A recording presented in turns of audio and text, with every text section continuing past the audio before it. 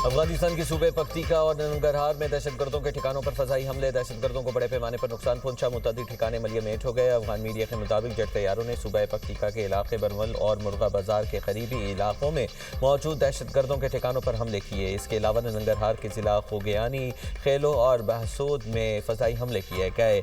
हमलों में बड़े पैमाने पर हलाकतों की इतलात हैं, ताहम अफगान हुकाम की तरफ से इसकी तस्दीक नहीं की गई।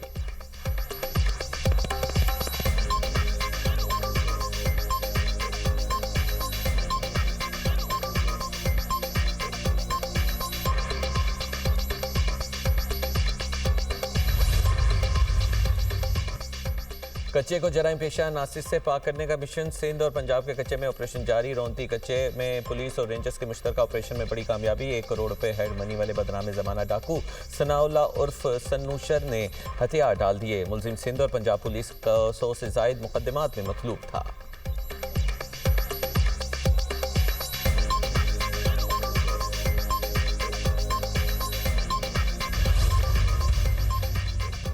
सऊदी अरब ने इसराइल की मशरिक़ वस्ता पर बालादस्ती से मुतालिक बयान मुस्तरद कर दिया। सऊदी वज़ारत ख़ारजा ने कहा, अमरीकी सफ़ीर का गैर ज़िम्मेदाराना इश्तियाल अंगेज़ बयान नाक़ाबिल क़बूल है।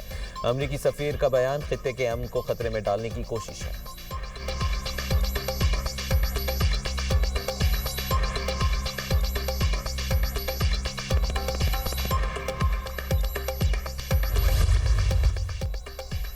अमरीका से मुज़ाकरात के दौरान आलमी ताकतों के सामने नहीं झुकेंगे। ईरानी सदर का 2 टोक ऐलान। मसूद पज़ेश्कियान ने कहा कि ईरानी कौम और हुकूमत कभी पसपाई इख्तियार नहीं करेगी। दुश्मनों की धौंस, जबर और दबाव के सामने कभी हथियार नहीं डालेंगे। आलमी ताकतें हमें अपना सर झुकाने पर मजबूर करने के लिए कमर बस्ता हैं।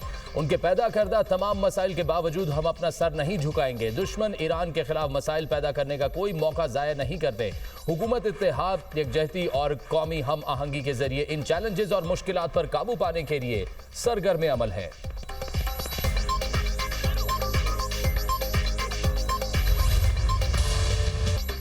सुप्रीम कोर्ट के फैसले पर गुस्सा। ट्रंप का एक और बड़ा ऐलान। अमेरिकी सदर ने आलमी टैरिफ 10% से बढ़ाकर 15% कर दिया। सदर ट्रंप ने कहा कि नए महसूलात अगले चंद माह में कानूनी तरीके से नाफिज होंगे। टैरिफ की ये हद मुकम्मल तौर पर कानूनी और आजमूदा है। महसूलात बढ़ाने का मकसद अमेरिका को दोबारा अजीम बनाना है। सुप्रीम कोर्ट का फैसला मज़ाहिया, नाकिस, तहरीर शुदा और अमेरिका मुखालिफ था। अमेरिकी हुकूमत गैर मुनसिफाना तजारत करने वाले ममालिक के खिलाफ कार्रवाई कर रही है। मेरे इक़्तिदार में आने से पहले मुतादिद ममालिक अमेरिका से गैर मुनसिफाना फ़ायदा उठा रहे थे।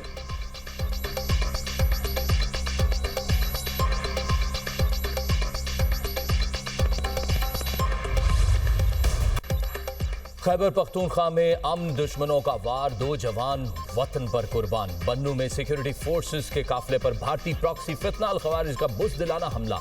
फायरिंग के तबादले में 5 खवारिज हलाक। दहशतगर्दों ने बारूद से भरी गाड़ी सिक्योरिटी फोर्सेस के काफिले से टकरा दी। लेफ्टिनेंट कर्नल शहजादा गुलफराज और सिपाही करामत शाह शहीद।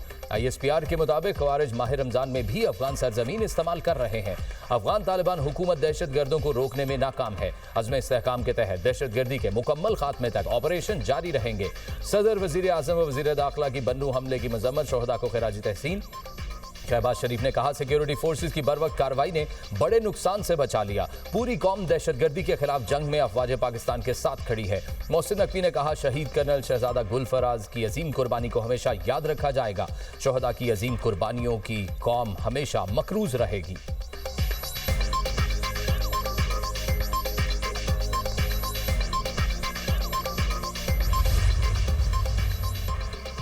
बन्नू खुदकुश हमले के ताने बाने। अफगानिस्तान में मौजूद खारजी हाफिज गुल बहादुर से जा मिले। सिक्योरिटी जराये के मुताबिक हमले की जिम्मेदारी फितना खारिज के झेली ग्रोह इत्तेहादुल मुजाहिदीन ने कबूल की, जिसका ताल्लुक हाफिज गुल बहादुर ग्रुप से है। ग्रोह का मरकजी सरगना गुल बहादुर और उसके अहम कमांडर अफगानिस्तान में पनाह लिए हैं। हाफिज गुल बहादुर ग्रुप अफगानिस्तान की सरजमीन इस्तेमाल करते हुए पाकिस्तान में दहशतगर्दी और फितना अंगेजी में मुलविस है। इस ग्रुप ने मुतादिद हमलों की जिम्मेदारी कबूल की। इन हमलों की मनसूबाबंदी और सहूलतकारी भी अफगानिस्तान से की गई थी। दहशतगर्दों की अफगानिस्तान में मौजूदगी सबूत है कि अफगान सरजमीन दहशतगर्दी के लिए इस्तेमाल होती है। अफगान तालिबान रजीम की दहशतगर्दों की सरपरस्ती खत्ते में अमन की कोशिशों को मुसलसल सैबोटाज कर रही है।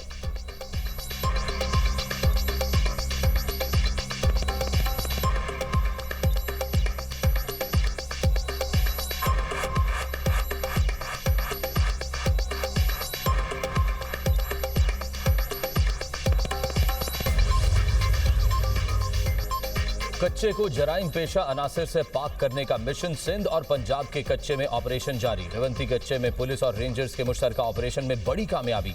1 करोड़ रुपए हेड मनी वाले बदनामे जमाना डाकू सनाउल्लाह उर्फ नूशर ने हथियार डाल दिए। मुलजिम सिंध और पंजाब पुलिस को 100 से जायद मुकदमात में मतलूब था। सिंध और पंजाब में 17 पुलिस अफसरान व अहलकार के कत्ल के मुकदमात में भी मतलूब था। ऑपरेशन के दौरान एक और मगवी सदाकत अली शाह को बाहिफाजत बाजियाब करा लिया गया। रुझान के कच्चे में पंजाब पुलिस का ग्रैंड ऑपरेशन, 2 माह से जारी जदीद टेक्नोलॉजी का इस्तेमाल। डाकुओं के ठिकानों पर गोलाबारी मजीद, 12 इश्तिहारी डाकुओं ने सरेंडर कर दिया। तनवीर अंधड़ गैंग, बेखरानी गैंग और बन्नू गैंग के कारिंदे शामिल। डाकू अगवा बराए तावान, कत्ल, डकैती और दीगर वारदातों में मतलूब थे। सादकाबाद के कच्चे में भी कोश गैंग के मजीद 5 डाकुओं ने हथियार डाल दिए।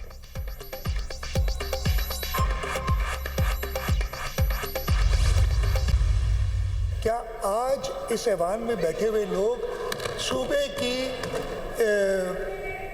चाहते हैं डिवीजन या नहीं? ये है सेपरेशन। और अगर ये करारदाद सिर्फ ये कहती है कि हम सूबे की सेपरेशन नामंजूर है, हमें सूबे के अंदर डिवीजन नामंजूर है। आप करारदाद को सपोर्ट नहीं कर, सूबा बनाना चाहते हैं तो सूबे बनाने की इजाजत है। दोगले हैं, मुझे कहते हाँ और आपको कहते ना। सिंध की तकसीम या कराची को लहदा सूबा बनाने की कोशिश नाकाबिले कबूल। सिंध की तकसीम के खिलाफ करारदाद कसरत राय से मंजूर। वज़ीर सिंध ने करारदाद पेश की। मुराद अली शाह ने ऐवान में इज़हार ख्याल करते हुए कहा, कराची को अलग सूबा बनाने की बातें काबिले मुज़म्मत है। पाकिस्तान से मोहब्बत करने वाले इस करारदाद की तायीद करेंगे। तहरीक इंसाफ और जमात इस्लामी ने करारदाद की हिमायत, जबकि MKM ने मुखालिफत की। अपोजिशन लीडर अली खुर्शीदी ने करारदाद को फजूल करार दिया। बोले, तुम तो सिंध को तोड़ने वाले लोग हो। स्पीकर ने पूछा, अली खुर्शीदी, क्या आप करारदाद की हिमायत करते हैं? मुराद अली शाह ने कहा कि ये दोगले हैं, मुझे कहते हैं कि हाँ और आपको कहते हैं ना। सीनियर वजीर शर्जील मेमन ने जवाब दिया, अगर ये फॉर्म 47 के जरिए ना आते तो करारदाद की हिमायत करते। ये दुम दबाकर बल्दियाती इंतखाबात से भागे थे। क़यामत तक कराची विफाक के हवाले नहीं होगा।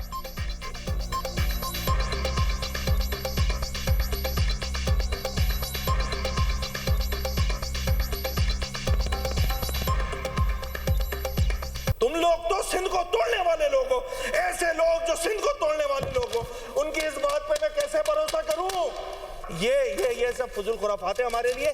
जो बातें कर चुके हैं, बुनियादी बात कर दी है, उसी पे कायम रहिए। आप इस तरह करारदादों के पीछे अपने आप को नहीं छुपा सकते हैं। हम इस करारदाद को रिजेक्ट करते हैं।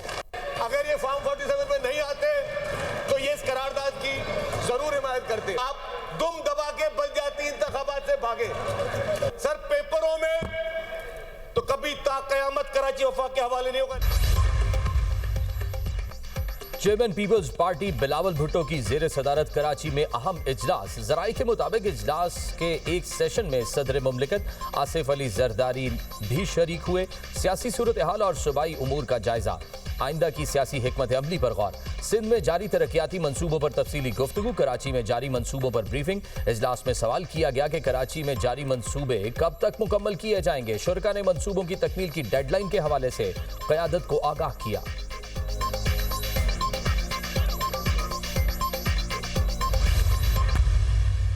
सियासी हल्की फुल्की मौसीकी तो सियासत का हिस्सा है।